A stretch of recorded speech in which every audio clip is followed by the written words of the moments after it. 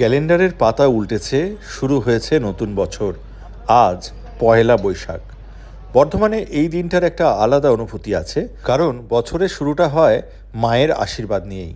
সর্বমঙ্গলা মন্দির, এই মন্দিরেই ভোর থেকে নামে ভক্তদের ঢল। রাজ আমল থেকে চলে আসা ঐতিহ্য মেনে হাজার হাজার ব্যবসায়ী আসেন হালখাতার পুজো করতে। লাল খাতা, সিন্দুরের স্বস্তিক, লক্ষ্মী, গণেশ সব মিলিয়ে এক অন্যরকম ভক্তি আর বিশ্বাসের ছবি। মা সর্বমঙ্গলা শুধু দেবী নন, তিনি রাঢ়বঙ্গের মানুষের ভরসা।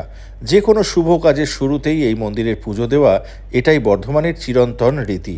তবে এবছরটা একটু অন্যরকম। গ্যাসের সংকটের কারণে বন্ধ রয়েছে ভোগ বিতরণ। তবুও ভক্তদের প্রার্থনা একটাই, মা যেন সকলের জীবনে মঙ্গল আনেন, ব্যবসা বাণিজ্য চাকরিতে শ্রীবৃদ্ধি করেন। অতিরিক্ত ভিড় সামাল দিতে মোতায়েন রয়েছে প্রচুর পুলিশ ও স্বেচ্ছাসেবক। মায়ের দর্শন পেতে এদিন শুধুমাত্র শহর বর্ধমানের লোকই নন, বর্ধমান ও আশেপাশের জেলার দূর দূর গ্রাম থেকেও অগণিত ভক্ত কাতারে কাতারে এসে ভিড় করেন মন্দির চত্বরে। বর্ধমানের অধিষ্ঠাত্রী দেবী মা সর্বমঙ্গলা। সর্বমঙ্গলা মন্দির শুধু একটি মন্দির নয়, এটি রাঢ়বঙ্গের মানুষের অটুট বিশ্বাস, ভক্তি আর আস্থার কেন্দ্র।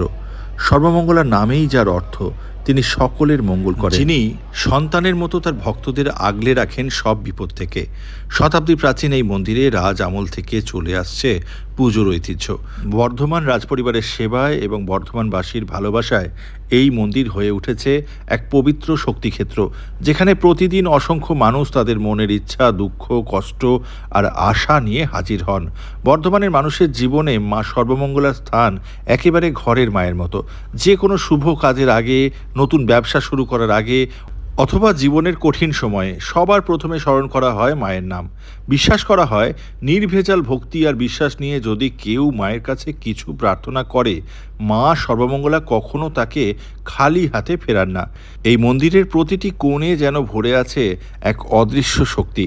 ঘণ্টার ধ্বনি, ধূপের গন্ধ আর মন্ত্রোচ্চারণে পুরো পরিবেশ হয়ে ওঠে এক স্বর্গীয় অনুভূতি। সারা বছরই এখানে ভক্তদের আনাগোনা লেগেই থাকে, কিন্তু পয়লা বৈশাখের দিনে এই মন্দির যেন ভক্তির সাগরে পরিণত হয়। হাজার হাজার মানুষ একসাথে মায়ের চরণে প্রণাম জানিয়ে নতুন বছরের সূচনা করেন আশীর্বাদ আর বিশ্বাস নিয়ে।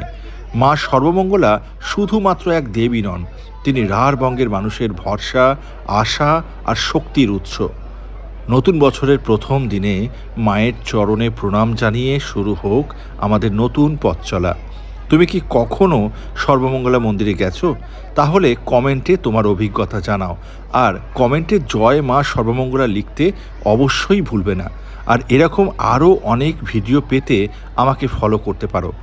আমাদের পরিবারের সকল সদস্যকে জানাই 1433 বঙ্গাব্দের আন্তরিক প্রীতি, শুভেচ্ছা ও ভালোবাসা। নতুন বছর সবার জীবনে সুখ, শান্তি এবং সমৃদ্ধি নিয়ে আসুক, এই কামনা করি।